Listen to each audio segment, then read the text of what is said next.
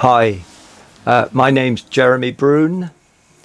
Now, this video is for those who want to improve their understanding of wood in the practical world of making things. I'm going to show you what I have found to be the strongest joint over the past 50 years of my furniture making career, in fact my woodworking career generally, and a joint that relies primarily on glue, and not just any glue. So before I start, I don't accept liability for any mishaps. At the end of the video, I'll explain why I think nobody else has explored this method of jointing. But first, let's take a snapshot tour of conventional joints, the families of joints and how they apply to common wood connecting configurations, as you can see from the coded letters ABC, etc. Now you can see the main types of joints, and of course there are angled variations, and the joints apply to frames and carcasses in the main. Okay, so most of you will probably think the mortise and tenon is the strongest joint, and we all know it's predominantly a mechanical joint that doesn't rely on glue. But my challenge is the strongest glued joint. So let's look at fibre overlap, as that is an essential element of a strong joint. With a mortise and tenon, there is twice the amount of fibre support in the mortise than in the tenon, and the strength of the chain is the weakest link. So the joint breaks at the shoulder of the tenon. Now theoretically, the fibre overlap should be equal on both parts of the joint. And do we have a joint that offers that? Yes, we do. It's called a halving joint, and I took the risk of using massive halving joints in my furniture as far back as 1972, and I've used it ever since, with early examples still around today.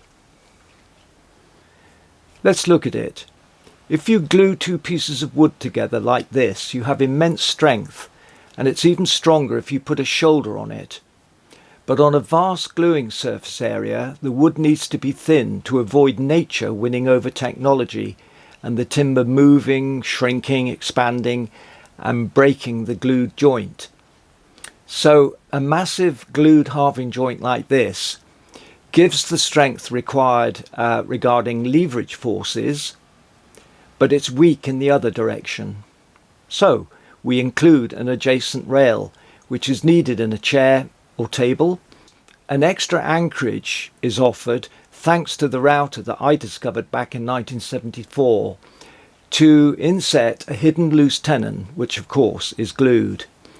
Now I did all this with the only machine I had 50 years ago, as well as the router, a second-hand radial arm saw. So in a way, my methodology of furniture making resulted from the tools and machines that I had. So what I've achieved in these halving joints is a perfectly flat but slightly rough surface that ensures the bond.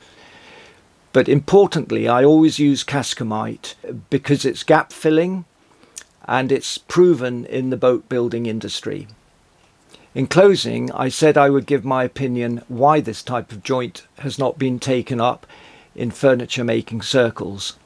Snobbery. In a word, a halving joint is a carpentry trade joint.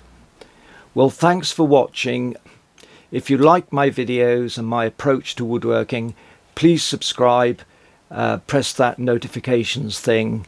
This is one of a series of videos I have been making on glues and wood jointing.